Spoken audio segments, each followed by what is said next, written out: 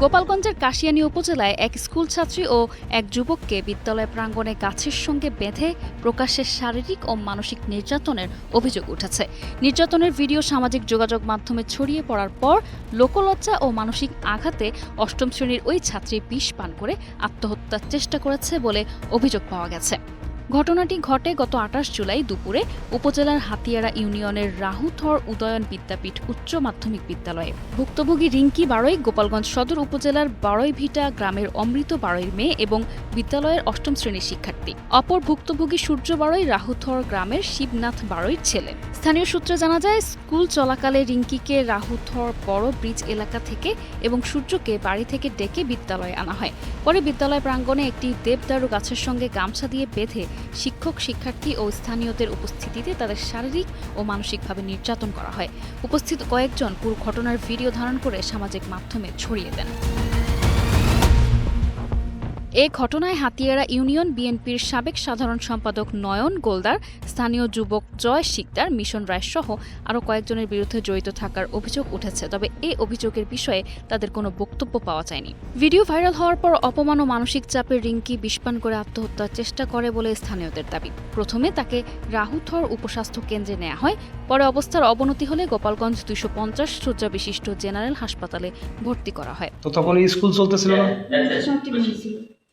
তো সব স্টুডেন্টরা স্কুলে তো ছিল নাকি? তো এগুলো করলো কারা তোমার সাথে? আমি চিনি না সেটাকে, কিন্তু জয় সেইটা ছিল, আর মিশন ছিল, আর কে আজকে স্টুডেন্ট জানি চিনি। তোমরা তোমাদেরকে ধরে নিয়েছিল কোত্থেকে? আমার এই সেই রাতভর বের জিততে এই যে এই আস্তে কথা বলো শোনা, এই যে বের জিততে আর ওরে নিচে বাড়ি। তখন তোমরা দুজন এক জায়গায় ছিলে? আমরা ছিলাম। তোমাদের ওইখান থেকে নিয়ে একটা স্কুল প্রতিষ্ঠানে আছে, আর আমার এই বের জিততে নিচে পরে না স্কুল প্রতিষ্ঠানে। তো তুমি ওদেরকে বলো না যে একটা স্কুলের ভিতরে তোরা আমার এই বানবি, তো আমার একটা ইজ্জত আছে না? বেটিরা বলছিল যে তাকে ডাক্তার ধরিস নেই, এই করিস না, তাও ওরা শুনে না। স্কুল প্রতিষ্ঠানে নিয়ে আবার লাইব্রেরিতে নিয়েছিল। লাইব্রেরিতে নিয়েছে, তখন শিক্ষকরা কিছু বলে না? শিক্ষকরা কিছু বলে না। আচ্ছা, তখন নয়ন তোমার যখন করছে, তখন তোমার নয়ন শাড়িদার কথা কিছু বলে নাই? লুঙ্গি পরে যে গেছিল, শাড়িদার কথা কিছু বলে নাই? না, উনি কিছু বলে না, উনি এরও লাইব্রেরিতে নিয়ে গেছে।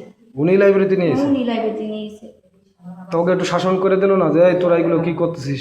উনি কিচ্ছু করে না, উনি এরও মারতে গেছিল। উনি এরও কয় কি যে নো লাইব্রেরিতে নেবো, দুজনে লাইব্রেরিতে নেবো। ঘটনার ৩ দিন পার হলেও বিদ্যালয় কর্তৃপক্ষের পক্ষ থেকে কোনো দৃশ্যমান ব্যবস্থা নেওয়া হয়নি বলে অভিযোগ রয়েছে। এতে শিক্ষার্থী, অভিভাবক ও স্থানীয়দের মধ্যে ক্ষোভ বিরাজ করছে। বিদ্যালয়ের প্রধান শিক্ষক ইন্দ্রজিৎ সরকার বলেন, ঘটনার দিন তিনি স্কুলে ছিলেন না, বিষয়টি জানতে পেরেছেন এবং বিদ্যালয়ের সভাপতির সঙ্গে আলোচনা করে প্রয়োজনীয় ব্যবস্থা নেওয়া হবে। কাশিয়ানী থানার ভারপ্রাপ্ত কর্মকর্তা মোহাম্মদ মাহফুজুর রহমান বলেন, এ বিষয়ে এখনও কোনো লিখিত অভিযোগ পাওয়া যায়নি। অভিযোগ পেলে তদন্ত করে আইনানুগ ব্যবস্থা নেওয়া হবে।